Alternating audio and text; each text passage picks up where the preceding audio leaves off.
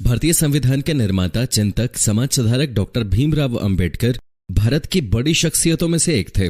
मध्य प्रदेश के मऊ में 14 अप्रैल 1891 को भीमराव अंबेडकर का जन्म हुआ। बाबा साहब वो हैं जिन्होंने देश से छुआछूत, जातिवाद को मिटाने के लिए बहुत से आंदोलन किए। इन्होंने अपना पूरा जीवन गरीबों को दे दिया। दलित और पिछड़ी जाति के हक के लिए इन्होंने कड़ी मेहनत की। आजादी के बाद पंडित जवाहरलाल नेहरू की कैबिनेट में पहली बार अंबेडकर को लॉ मिनिस्टर बनाया गया था, लेकिन फिर भी भीमराव अंबेडकर के बारे में आज भी पूरा भारत नहीं जानता है। तो दोस्तों, आइए आज हम भारत के संविधान निर्माता भीमराव अंबेडकर के बारे में जान लेते हैं। लेकिन दोस्तों, अगर आपने अभी तक हमारे चैनल को सब्सक्राइब नहीं किया है तो नए वीडियो के अपडेट्स के लिए जल्दी कर लें। दोस्तों, भीमराव अंबेडकर के पिता का नाम रामजी मलोजी सकपाल और माता का नाम भीमाबाई था। अपने परिवार में वो सबसे छोटे और अपने माता पिता की 14वीं और आखिर संतान थे। उनके पिता इंडियन आर्मी में सूबेदार थे और उनकी पोस्टिंग इंदौर के पास मऊ में थी। 1894 में पिता के रिटायरमेंट के बाद उनका पूरा परिवार महाराष्ट्र के सतारा में शिफ्ट हो गया।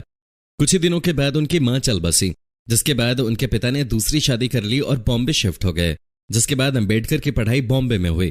15 साल की उम्र में उनकी शादी 9 साल की रमाबाई से हो गई।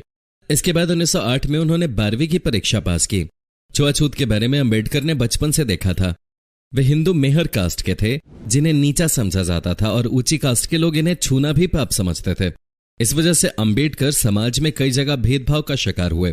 इस भेदभाव और निरादर का शिकार अंबेडकर को आर्मी स्कूल में भी होना पड़ा, जहां उनकी कास्ट के बच्चों को क्लास के अंदर बैठने तक नहीं दिया जाता था। टीचर उन पर ध्यान तक नहीं देते थे, यहां तक कि उनको पानी भी नहीं छूने दिया जाता था। स्कूल का चपरासी उनको ऊपर से डालकर पानी देता था।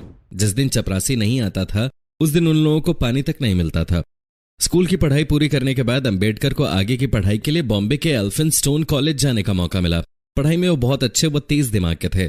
उन्होंने सारे एग्जाम अच्छे से पास करे थे, इसलिए उन्हें बड़ौदा के गायकवाड़ के राजा सयाजी से 25 रुपए की स्कॉलरशिप हर महीने मिलने लगी। दोस्तों, अगर आप किसी स्पेशल टॉपिक पर कोई वीडियो देखना चाहते हैं तो कमेंट बॉक्स में कमेंट कर टॉपिक का नाम जरूर बताएं। उन्होंने राजनीति विज्ञान और अर्थशास्त्र में 1912 में ग्रेजुएशन पूरी की। उन्होंने अपने स्कॉलरशिप के पैसे को आगे की पढ़ाई में लगाने की सोची और आगे की पढ़ाई के लिए अमेरिका चले गए। अमेरिका से लौटने के बाद बड़ौदा के राजा ने उन्हें अपने राज्य में रक्षा मंत्री बना दिया, लेकिन यहां भी छुआछूत की बीमारी ने उनका पीछा नहीं छोड़ा। इतने बड़े पद पर होते हुए भी उन्हें कई बार निरादर का सामना करना पड़ा। बॉम्बे गवर्नर की मदद से वे बॉम्बे के syndrome college of commerce and economics में राजनीतिक अर्थशास्त्र के प्रोफेसर बन गए। अंबेडकर आगे और पढ़ना चाहते थे, इसलिए वे एक बार फिर भारत से बाहर इंग्लैंड चले गए। इस बार उन्होंने अपने खर्चे का भार खुद उठाया। यहां लंदन यूनिवर्सिटी ने उन्हें डीएससी के अवार्ड से सम्मानित किया। अंबेडकर ने कुछ समय जर्मनी की बोन यूनिवर्सिटी में गुजारा। यहां उन्होंने इकोनॉमिक्स की पढ़ाई की। 8 जून 1927 को कोलंबिया यूनिवर्सिटी में उन्हें डॉक्टरेट की बड़ी उपाधि से सम्मानित किया गया। अंबेडकर की पत्नी रामाबाई की लंबी बीमारी के कारण 1935 में मौत हो गई थी। 1940 में भारतीय संविधान का ड्राफ्ट पूरा करने के बाद उन्हें बहुत सारी बीमारियों ने घेर लिया। उन्हें रात को नींद नहीं आती थी, पैरों में दर्द बढ़ गया था और डायबिटीज भी बढ़ गई थी, जिस वजह से उन्हें इंसुलिन लेना पड़ता था। इलाज के लिए वे बॉम्बे गए, जहां उनकी मुलाकात एक ब्राह्मण डॉक्टर शारदा कबीर से हुई। डॉक्टर के रूप में उन्हें एक नया जीवन साथी मिल गया। उन्होंने दूसरी शादी 15 अप्रैल 1948 को दिल्ली में की। 1954-55 के समय अंबेडकर की सेहत काफी खराब रहने लगी थी। उन्हें डायबिटीज, आंखों में धुंधलापन और कई तरह की दूसरी बीमारियों ने घेर लिया था। 6 दिसंबर 1956 को अपने घर दिल्ली में उन्होंने अंतिम सांस ली। उन्होंने अपने जीवन में बौद्ध धर्म को मान लिया था, इसलिए उनका अंतिम संस्कार बौद्ध धर्म की रीति के मुताबिक ही हुआ। 1950 में अंबेडकर एक बौद्धिक सम्मेलन में हिस्सा लेने श्रीलंका गए। वहां जाकर उनका जीवन बदल गया। वे बौद्ध धर्म से अत्यधिक प्रभावित हुए और उन्होंने धर्म रूपांतरण की ठान ली। श्रीलंका से भारत आने के बाद उन्होंने बुद्ध और उनके धर्म के बारे में किताब लिखी और अपना धर्म बदल लिया। अपने भाषण में अंबेडकर हिंदू रीति रिवाजों और जाति विभाजन की घोर निंदा करते थे। 1955 में उन्होंने भारतीय बौद्ध महासभा का गठन किया। उनकी बुक बुद्ध और उनका धर्म का विमोचन उनके मरणोपरांत हुआ। भीमराव अंबेडकर को संविधान गठन कमेटी का चेयरमैन बनाया गया। उनको स्कॉलर और प्रख्यात विधिवेत्ता भी कहा गया।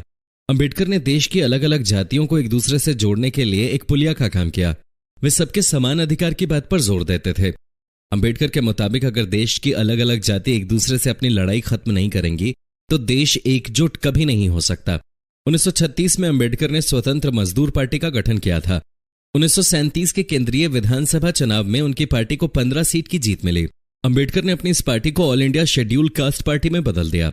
इस पार्टी के साथ वो 1946 में चुनाव में खड़े हुए, लेकिन उनकी इस पार्टी का चुनाव में बहुत ही खराब प्रदर्शन रहा। दोस्तों, आप अभी क्या कर रहे हैं हमें नीचे कमेंट करके जरूर बताएं और इस वीडियो को लाइक और शेयर करना ना भूलें। अगर आप ये वीडियो फेसबुक पर देख रहे हैं तो हमारे पेज को लाइक कीजिए, अगर यूट्यूब पर देख रहे हैं तो हमारे चैनल को सब्सक्राइब कीजिए। इसके अलावा और मजेदार जानकारियों के लिए आपको हमसे जुड़ना होगा। इसके लिए नीचे डिस्क्रिप्शन में दिए लिंक पर क्लिक कीजिए।